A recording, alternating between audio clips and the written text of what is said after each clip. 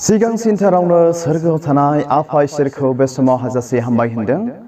आरो बेजों लोगोसे नोंथांमोन बयखौबो फोरबो जिसुनि मुङै आरोबाव आंनि बे मोजां गाज्रि इउटिउब चेनेलाव साफ्रामखौबो फोरबो जिसुनि मुङै वेलकाम खालामनानै लानाय जाग्रोबाय। आरोबाव ख्रिस्ट'नि अनजायग्रा लोगोफोर, दिनैनि बे सम आरो दिनजों लोगोसे नोंथांमोननिसिम गोथार बाइबेलनिफ्राय मोनसे गोदान भिडिअ आरो गोदान टपिक आं दिनै लानानै फैबावलायबाय। आसा खालामो नोंथांमोना आंनि बे भिडिअखौ जोबजासे नायलांगोन आरो नायखांनायनि उनाव ख्रिस्टियान बिमा बिफा बा ख्रिस्टियान सेंग्रा सिख्ला जानानै बा बिब' बिनानाव बिदा फंबाय जानानै मा मोनसे जिसु ख्रिस्ट'नियाव थांनानै थानायाव बोलो सहाय हेफाजाब मोनदेरगोन होननानै बयनिसिमबो आंनि बे भिडिअनि गेजेरजों आङो मिजिंथिहरदों। ख्रिस्ट'नि अनजायग्रा लोगोफोर, दिनै बेखौनो नोंथांमोनजों आङो सावरायनो लादों बे मोनसे फिसा टपिकनि सायाव। बेनो जाहैबाय स्पिरिचुवेल नेसेसिटिस, माने ख्रिस्टियान जिबनाव आत्मानि गोनांथिफोर। जोंनि ख्रिस्टियान जिबनाव गोबांथार आत्मानि जोंनि दिनै गोनांथि आरो नांगौफोर दङ। ख्रिस्ट'नि अनजायग्रा लोगोफोर, जोंनि जेनाखि जिउ, जेनाखि आत्मा फोरबोखौ गिग्रा, फोरबोखौ खुलुमग्रा, बे जिउखौ गोथारै लाखिनो, बे इसोरखौ खुलुमग्रा गिग्रा जिउखौ गोथाङै लाखिनो थाखाय, मोजाङै लाखिनो थाखाय माखासे गोनांथिफोर जोंहा दङ ख्रिस्टियान जिबनाव। जोङो दिनै बेखौ मिथिनो नांगोन अनजायग्रा ख्रिस्ट'नि लोगोफोर। बेखौनो होनदों आङो जे स्पिरिचुवेल नेसेसिटिस, आत्मानि गोनांथिफोर। दिनै बेखौनो नोंथांमोनजों आङो दिनै बे भिडिअनि गेजेरजों बेखौनो शेयार खालामनो सानदों। अनजायग्रा ख्रिस्ट'नि लोगोफोर, आङो बे समाव नोंथांमोननिसिम गासै 6 पइन्ट आङो लानानै फैदों बे स्पिरिचुवेल नेसेसिटिसनि सोमोन्दै, जे आत्मानि गोनांथिनि सोमोन्दै आङो 6 पइन्ट लादों। नाथाय बिदिनो गोबांथार दिनै बाइबेलाव लिरजानाय बाथ्राफोर दङ जे जोंनि ख्रिस्टियान जिबनाव बा जोंनि ख्रिस्टियान आत्मायाव बा स्पिरिचुवेलावहाय जोंनो मा गोनांथि आरो नांगौफोर दङ। बेखौनो आङो नोंथांमोननि सिगाङाव फरायनानै खोनासंहोनो आं आखायाव लाबाय। आसा खालामो नोंथांमोना जोबजासे खोनासंलांगोन आरो खोनासंखांनायनि उनाव नोंथाङा आंनि भिडिअखौ मोजां मोनोब्ला अन्नानै साबस्क्राइब खालामनानै लादो आरो बेल आइकनाव क्लिक खालामदो, जेन' बेफोरबादिनो फोरबोनि गाहाम बाथ्राखौ मोनहैबाय थानो हानाय बायदि। आं फरायनि बे समाव नाम्बार 1 पइन्ट मा होनदों? राइचियासनेस उइदाउट हाइप'क्रेसि। मा होनदोंना? बेबायदि धोरोमिया नांगौनो। मा होनो? जे धोरोमिया एसेबो गाज्रि गैया, जे धोरोमिया एसेबो बरनाम बा एसेबो जिनिर पाप गैया, बेफोरबायदि मा राइचियासनेस उइदाउट हाइप'क्रेसि, बेफोरबायदि नांगौनो जोंनि आत्मायावहाय, जोंनि ख्रिस्टियानफोरनि जिबनाव। मान गाज्रि गैयै धोरोमिया जोंनि ख्रिस्टियान जिबनाव नांगौनो। ख्रिस्ट'नि अनजायग्रा लोगोफोर, मानो होनब्ला बे समाव जोङो सिन्था खालामनि, आंनि धोरोमियाया, जे आङो फोरबोनियाव धोरोमिया, बे धोरोमियाया गाज्रि दं नामा? नाथाय फोरबोनो बा जोंनि ख्रिस्टियान जिबनाव स्पिरिचुवेल गोनांथियाव, स्पिरिचुवेलि मा नांगौनो जोंनो? राइचियासनेस उइदाउट हाइप'क्रेसि, मा गाज्रि गैयै बेबायदि मोनसे धोरोमिया नांगौनो। मोनसे बाइबेल सिरि फरायनि बेनि थाखाय बेखौ मोननो हागोन गाहाम खौरां माथिउ, गस्पेल अफ माथिउ चैप्टार 5 verse 20। माथाइनि 5 बालाबनि 20 सिरि फरायनि जिसुनि मुङै। नंथारगौ आं नोंसोरखौ होनो, आइन गुरु आरो फारिसाइफोरनिख्रुइ नोंसोरो रासिन धोरोमिया जायाब्ला सोरगो रायजोआव हाबनो मोनथारनाय नङा। मिथिबायना ख्रिस्ट'नि अनजायग्रा लोगोफोर, जोङो बे समाव गोथार बाइबेलनिफ्राय जोङो मिथिनो मोनबाय मा होननानै बुंदों जिसु ख्रिस्ट'आ। मा? बै समनि आइन गुरु, बै समनि फारिसाइफ्रा गावसोरखौ बिराद धोरोमिया दिन्थियोमोन आरो धोरोमियामोनबो आरोखि। बेखायनो जिसु ख्रिस्ट'आ बुंदों बिसिनिख्रुइ बांसिन धोरोमिया जायाब्ला मा सोरगो रायजोआव हाबनो मोनथारनाय नङानो। बेनिखायनो अनजायग्रा ख्रिस्ट'नि लोगोफोर, गाज्रि गैयै, मैला गैयै धोरोमियाया जोंनि ख्रिस्टियान जिबनाव इनायनो गोनां। आरो नाम्बार 2 पइन्ट, दानिया नायनि 2 नाम्बार पॉइन्टआव बुंदों चाइल्ड लाइक एटिट्यूड्स मिथिबायना उन्दै गथ'फोरनि बादि आखल दिनै थानो नांगौ जोंनि ख्रिस्टियान जिबनाव जोंनि आत्मायावहाय उन्दै गथ'फोर बादिनि आखल थानो नांगौ जोंनि मिथिफ्रा साननो हागौ मा जाम्बा जाम्बा उन्दै गथ'फोरनि बायदि आखल जाबावनांगौ ना मा होनो नैबेफोरबायदि नाथाय उन्दै गथ'फ्रा मा होनदों बाइबेलाव फोरबो जिसु ख्रिस्ट'आ मोजांथार एक्सप्लेनेशन होदों आं बेनि सोमोन्दै गोलावै बुंला उन्दै गथ'फ्रा दसेनो नांलायो दसेनो बावो दिनै बेफोरबायदि दिनै जोंनि ख्रिस्टियान जिबनाव नांगौनो बेखौनो बुंदों चाइल्ड लाइक एटिट्युड्स जे जोंनि आत्मानि जिबनाव स्पिरिचुवेलि गोनांथियाव उन्दै गथ'फोर बादिनि आखल थानो नांगौनो दा जों ख्रिस्टियानफोरनि जिबनाव बे उन्दै गथ'फोरनि बादि आखल दंना गैया आंनियाव दंना गैया जोङो सिन्था खालामनि आङो दिनै रागा जोङोब्ला दिनैनि रागखौ आङो मा बोसोरसे मास मोनसे सप्ता खनसे दिनै आङो लायो नाथाय उन्दै गथ'फ्रा दिनै बिदि गैया दसेनो बेंज्लायो खमा होज्लायो गेलेफिनलायो स' फरायनि बेखौ मोननो हागोन गाहाम खौरां माथाय 18 बालाबनि 3 सिरि Gospel of Matthew chapter 18 verse 3 नोंथारगौयै आं होनो गोसो फाफिननानै उन्दै गथ'फोर बादि जायागौमानि माब्लाबाबो सोरगो रायजोआव हाबनो मोनथारनाय नङा मिथिबायना ख्रिस्ट'नि अनजाग्रा लोगोफोर मा होनदों जिसु ख्रिस्ट'आ होनदों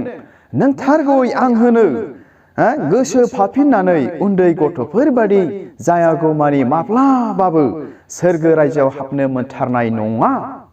अनजाग्रा ख्रिस्ट'नि लोगोफोर अब्ला बे बाथ्राखौ नोंथांमोना गोथौयै बुजिदो आरो बिजिरदो मा होनदों बाइबेलनि बाथ्राया आरो जोंखौ मा जाजानो लुबैदों बे फोरबो जिसु ख्रिस्ट'आ जों बेखौ गाहामथारै मिथिदिनि आरोबाव नाम्बार 3 पइन्टआ जाहैबाय रिपेन्टेन्ट हार्ट गोसो सोलायनाय गोसो सोलायफिननाय गोसो गाबखांफिननाय गोसो मा जानो नांगौनो जे जोंनि आत्मायावहाय जोंनि स्पिरिचुवेलि गोनांथि नेसेसिटिसआव मा गोसो सोलायनाय बा गोसो गाबखांफिननाय बेफोरबायदि थानो नांगौनो दिनै जोङो गोबांथार समाव गोरोन्थि खालामो ना मा होनो ख्रिस्ट'नि अनजाग्रा लोगोफोर गोबांथार समाव we did mistake we have done mistake most of time by our thoughts मा मिथिगौना जोंनि साननाय जोंनि नुनाय मावनाय दांनायफोरजों जों गोबांथार समाव जोङो गोरोन्थि खालामो बेखायनो जोङो मा repentant heart is necessities and spiritually ख्रिस्ट'नि अनजाग्रा लोगोफोर ओंखायनो गोसो सोलायफिननाया बा गोसो गाबखांफिननाया बे गोथां इसोरनियाव इनायनो गोनांथार जोंनि बे आत्मानि गोनांथियावहाय इनायनो गोनांथि आरोबाव नाम्बार 4 पइन्ट मा होनदों नाम्बार 4 होनदों स्पिरिचुवेल रिबार्थ मानि आत्मानि जिउनि मोनसे गोदान जोनोम जाफिननाय दिनै जानो जोंहा नांगौ ख्रिस्ट'नि अनजाग्रा लोगोफोर जे जोंनि स्पिरिचुवेल नेसेसिटिसफोराव मा नाम्बार 4 आव मा दङ स्पिरिचुवेल रिबार्थ आत्मानि गोदान जोनोम जाफिननाय दिनै जोंहा जानो नांगौ मिथिबायना बे जिउनि गोदान जोनोम जाफिननाय निक'डिमा आन्दायदों नोंथारगौयै आं नोंखौ होनो नोङो गोदानै जोनोम जाफिनांगौ मानि इसोरनि रायजोखौ मोननो हानाय नङा होननानै जिसु ख्रिस्ट'आ बुंदोंमोन नाथाय निक'डिमा दिनै आन्दायदों माखौ बुंखो होननानै ख्रिस्ट'नि अनजाग्रा लोगोफोर मोनसे बाइबेल सिरि फरायनि बे समावहाय बेखौ मोननो हागोन गाहाम खौरां ज'हननि 3 बालाबनि 5 सिरि Gospel of John chapter 3 verse 5 जिसुनि मुङै फरायनि जिसुआ होनबाय आङो नोंनो नोंथारगौखौ होनो दिनै आरो दै आरो जिउजों सारि जाफिनाब्ला रावबो इसोरनि रायजोआव हाबनो हाया मिथिबायना दै आरो जिउजों सारि जाफिनाब्ला रावबो इसोरनि रायजोआव मा होनदों हाबनो हाया बेनो जाहैबाय मा स्पिरिचुवेल रिबार्थ ख्रिस्ट'नि अनजाग्रा लोगोफोर बे स्पिरिचुवेल रिबार्थआ ख्रिस्टियान जिबनाव इनायनो गोनांथार जे जोंनि गोसोआ गोदान जोनोम जाफिनाब्ला जोंनि गोसोआ जे गाज्रियाव दंमोन जोंनि गोसोफ्रा जे सैतानफोरखौ खुलुमदोंमोन ना बेफोरनिफ्राय उनफिननानै गोदान गोसो लानानै गोदान जोनोम जाफिननाय गोसोखौ लानानै बे गोथां इसोरखौ खुलुमाब्ला जोङो माब्लाबाबो बे गोथां इसोरनि रायजोखौ जोङो मा होननानै बुंदों हाबनो मोनथारनाय नङा बे इसोरनि रायजोआव ख्रिस्ट'नि अनजायग्रा लोगोफोर आरोबाव आङो गोख्रैनो थांबावनोसै नाम्बार 5 पइन्ट 5 पइन्टआव होनदों ट्रुथफुल वार्शिप होननानै बुंदों ख्रिस्ट'नि अनजायग्रा लोगोफोर मा सैथोजों खुलुमनाय जोंनि ख्रिस्टियान जिबनाव आत्मानि गोनांथियावहाय स्पिरिचुअल नेसेसिटिसआवहाय बेबो मोनसे बिराद गिदिर पइन्ट बेनो जाहैबाय मा ट्रुथफुल वार्शिप सैथोजों खुलुमनाय बै इसोरखौ नंगौ आरो सैथोजों दिनै जोङो खुलुमनो नांगौ दिनै जोंनि गोबांथार जों ख्रिस्टियानफ्रा बे इसोरखौ सैथोजों खुलुमनो जोङो हाया माब्लाबा थगायनायजोंसो जोङो खुलुमो मिथिबायना माबादि थगायनाय नोंथांमोना सिन्था खालामदो फोरबोनियाव जे दान होनो नांगौमोन जे दानखौ होनानै खुलुमनो नांगौमोन जे 10 बाहागोनि 1 बाहागो होनानै खुलुमनांगौमोन बेखौ जोङो खुलुमनो रोङाखसै होनब्ला बे इसोरखौ थगायनाय जादोंना जायाखै आरो बेल' नङा जोङो गिर्जायाव थांनो हायोमोन थाङाखसै बाहाना खालामनानै थाबाय इसोरखौ खुलुमनाय समावहाय जों खुलुमनो हायोमोन नाथाय माबा मोनसे समस्याखौ बाहाना खालामनानै थाबाय बेफोरबायदि मा थगायनायजों जोङो माब्लाबा जोङो खुलुमो इसोरखौहाय नाथाय ख्रिस्टियान जिबनाव आत्मानि गोनांथियाव स्पिरिचुअल नेसेसिटिसआवहाय दिनै बेबो मोनसे बाथ्रा जे बे इसोरखौ सैथोजों खुलुमनो नांगौ स' मोनसे बाइबेल सिरि फरायनि ख्रिस्ट'नि अनजायग्रा लोगोफोर स' बेखौ मोननो हागोन गाहाम खौरां ज'हननि 4 बालाबनि 24 सिरि Gospel of John chapter 4 verse 24 let me read फरायनि आरो इसोरा जिउ आरो बेखौ मा खुलुमग्राफ्रा जिउजों आरो नंगौजों खुलुमनो नांगौ मिथिबायना मा होनना बुंदों इसोरा जिउ आरो बेखौ खुलुमग्राफ्रा जिउजों आरो नंगौजों दिनै खुलुमनो नांगौ ख्रिस्ट'नि अनजायग्रा लोगोफोर बेनिखायनो ख्रिस्टियान जिबनाव बा स्पिरिचुअलनि आत्मानि गोनांथियाव सैथोजों खुलुमनाया मोनसे बिराद गिदिर पइन्ट जोङो सैथोजों बे इसोरखौ खुलुमनो नांगोन जोंनि ख्रिस्टियान जिबनाव ख्रिस्टियान आत्मायाव नंगौ आरो सैथोजों ख्रिस्ट'नि अनजायग्रा लोगोफोर आरो बे समाव जोबनायाव लास्ट पइन्टआ बेनो जाहैबाय 6 पइन्टआव ए हलि लाइफ मिथिबायना ख्रिस्टियान जिबनाव आत्मानि गोनांथियाव मा गोथारै जिउ खांनाय इनायनो गोनांथारनो आं बेखौ दिनै लास्ट पइन्टआव दिनै लानानै फैबाय मा होनदों ए हलि लाइफ नाम्बार 6आव मा जोंनि स्पिरिचुअल गोनांथियाव आत्मानि गोनांथियाव गोथारै जिउ खांनाया इनायनो गोनांथारनो जोंनि ख्रिस्टियान जिबनाव गोथारै जिउ खांनाय बा गोथारै थांनानै थानाया गोथारै सोलिनाया इनायनो गोनांथारनो ख्रिस्ट'नि अनजायग्रा लोगोफोर अब्ला बे समाव मोनसे बाइबेल सिरि फरायनानै खोनासंहोबावसै बेखौ मोननो हागोन हिब्रायारि चैप्टार 12 बालाबनि 14 सिरि मिथिबायना हिब्रायारि चैप्टार 12 verse 14 आं फरायनि जिसुनि मुङै साफ्रोमजोंबो गोरोबज्लायनानै था आरो गोथार जानो नाजादो मानोना गोथार जायाब्ला रावबो फोरबोखौ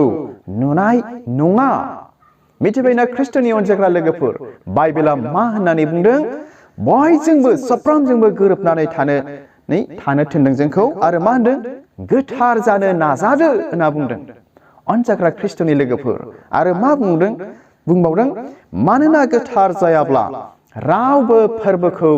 नुनाय नङा स' ख्रिस्ट'नि अनजाग्रा लोगोफोर बेनिखायनो ख्रिस्टियान जिबनाव ए हलि लाइफ इनायनो इम्परटेन्ट गोथारै जिउ खांनाया गोथार जिउआ जोंनियाव इनायनो गोनांथि जे जोंनि थांनानै थानाय गोथारा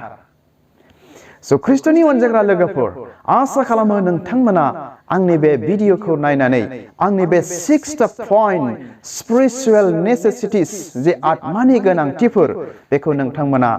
बयबो मोजाङैनो बुजिबाय आरो खोनाबाय होननानै बयनिसिमबो फोरबो जिसुनि मुङै आङो मिजिंथिहरबाय बेनिखायनो दिनैनि भिडिअखौ गोबाव खालामालाबानो आं बेयावनो दोननो सानबाय ख्रिस्ट'नि अनजायग्रा लोगोफोर आसा खालामो नोंथांमोना दिनैनिफ्राय बे 6th पइन्टखौहाय बुजिनानै बा मानिनानै सोलिगोन फोरबो बे फोरबो जिसु ख्रिस्टनियाव आरो गावखौ इसोरनियाव गोथाङै गोथारै मोजाङै लाखिनायाव मदद मोनबाय होननानै बयनिसिमबो फोरबो जिसुनि मुङै आङो बेखौनो बुंनानै बेयावनो दोनबाय। स' हामबायसै। इसोरा नोंथांमोन बयखौबो बोर होथों आंनि बे गुसुं भिडिअनि गेजेरजों। स' गोजोन्थों, खुलुमबाय।